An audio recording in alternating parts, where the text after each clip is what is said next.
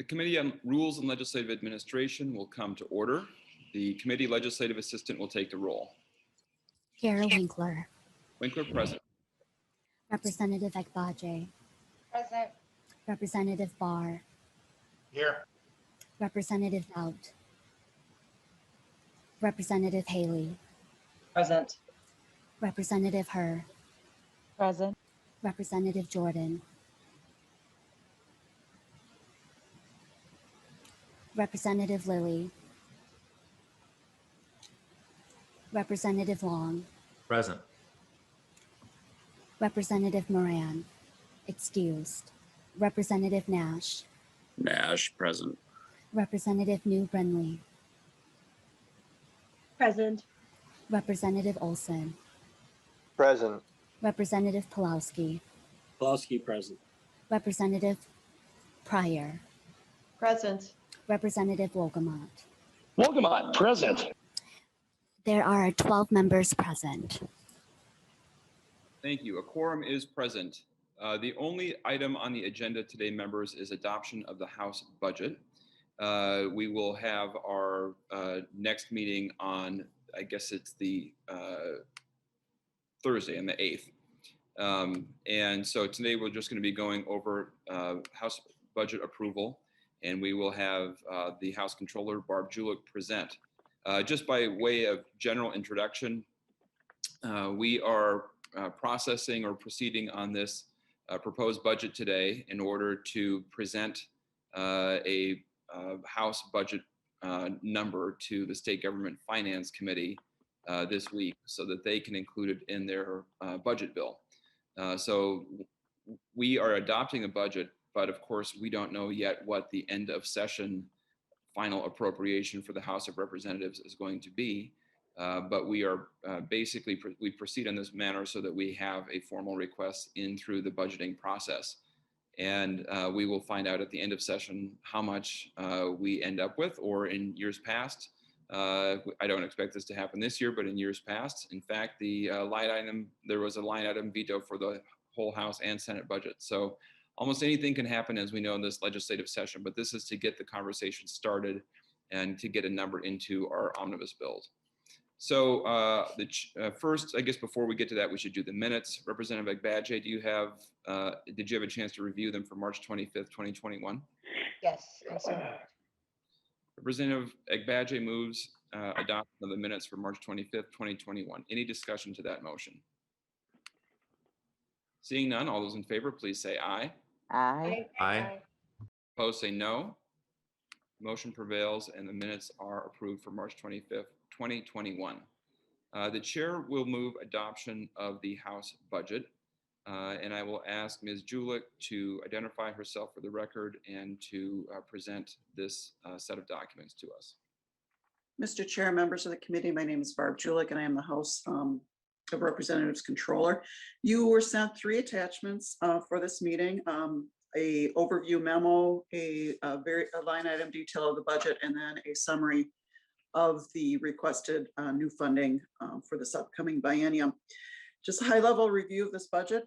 This budget does request a biennial spending level of $83,423,000. This is $3.4 million higher than the prior biennium, or about 4.3%.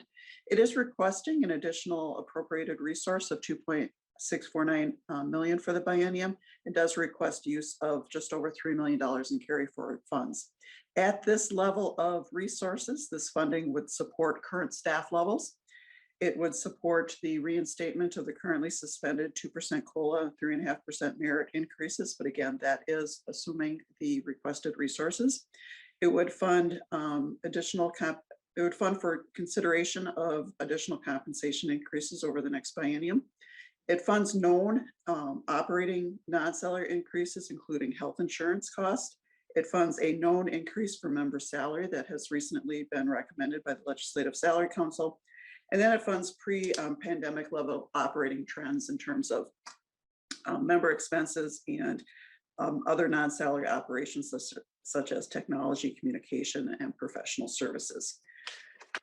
With that, I would refer you to the document entitled Fiscal Year 2022-23 Budget Summary Proposal.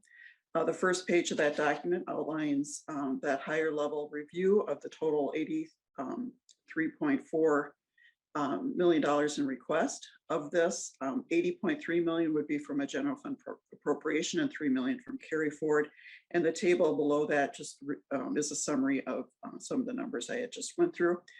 At this level, we would leave $4.4 million in estimated carry forward spending untouched. That is a number we landed on 2 years ago. It's roughly equivalent to 2 months of cash flow in case there is a shutdown or anything like that would happen, hope not. And so again, we're just aiming for that same target of carry forward funds to be provided for that situation. On page 2 of that document is a review of the appropriation. As stated, I am requesting a appropriation increase of 2.649 million. It's broken down into 3 categories. 540,000 would be to cover the increase of member salary that has been recommended by the Legislative Salary Council. This is a $1,750 annual increase per member, or 3.8%. It would go into effect July 1st. The 540,000 does include associated employer payroll taxes and employer retirement costs.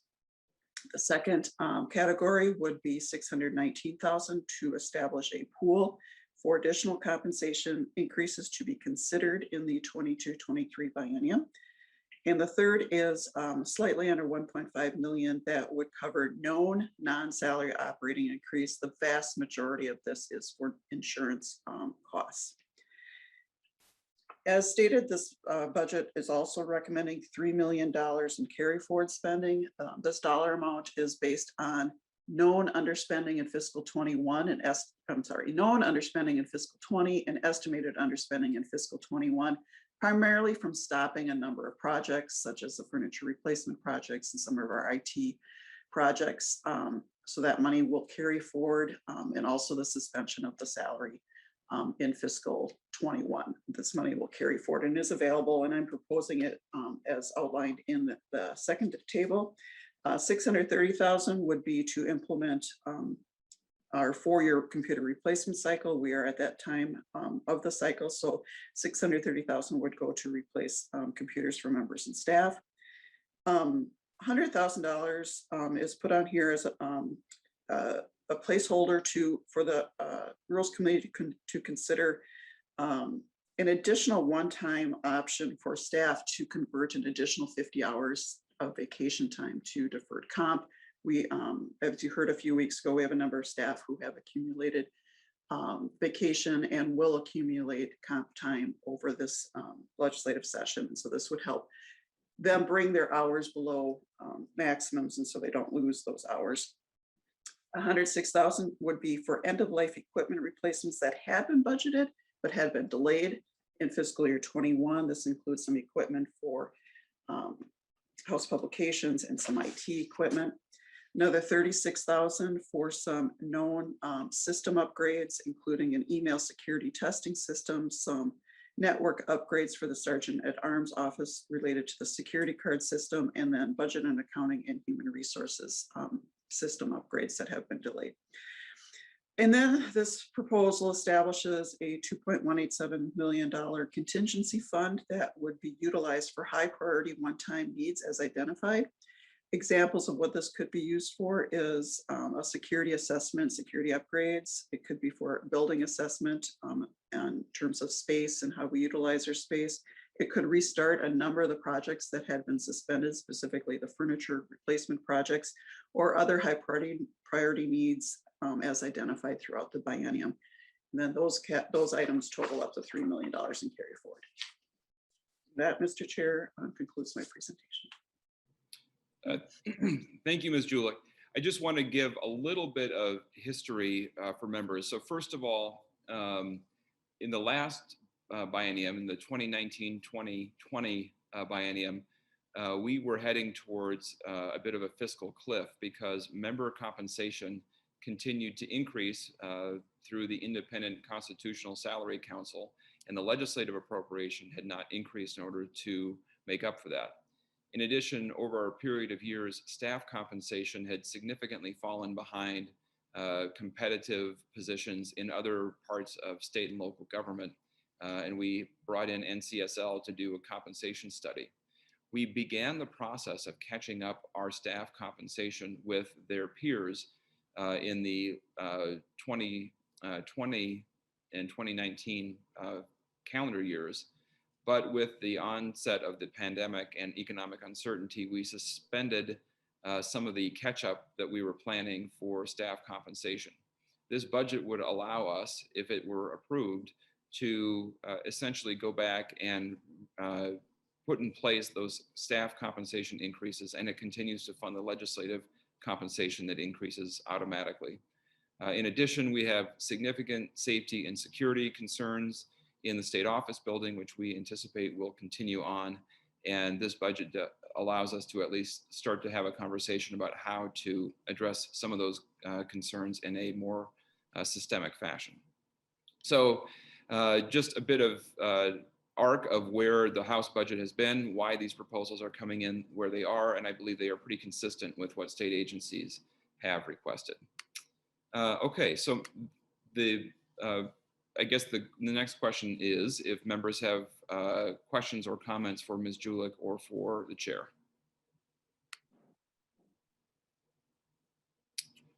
Representative New Brindley. Thank you, Mr. Chair. I'm wondering, with the contingency funds, I know that some of the items listed as potential expenses under the contingency funds, we actually appropriated in the last budget, and then those things were not spent. I'm wondering why we are not, in my other committees, it's not common to see appropriations given without a clearly defined expense. And I'm wondering why we are not defining the expenses. Representative New Brindley, I'll give a general answer and then maybe Ms. Julich can give you a more specific one on the items that you're raising. In general, the House budget is appropriated through the state government finance bill. Money comes in, the Rules Committee has authority to adopt it. But there's a tradition of a significant carry forward account to deal with all sorts of expenses that may be expected, maybe not, but to give the House a bit of independence from budgeting through the executive branch. That's what the carry forward does.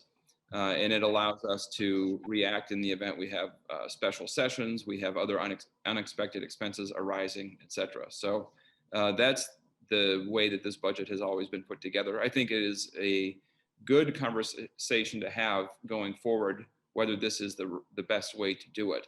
Other states, for example, have an open and standing appropriation in statute that allows each legislative body to essentially appropriate funds as needed so that they are constitutionally separate, more separate from the executive branch.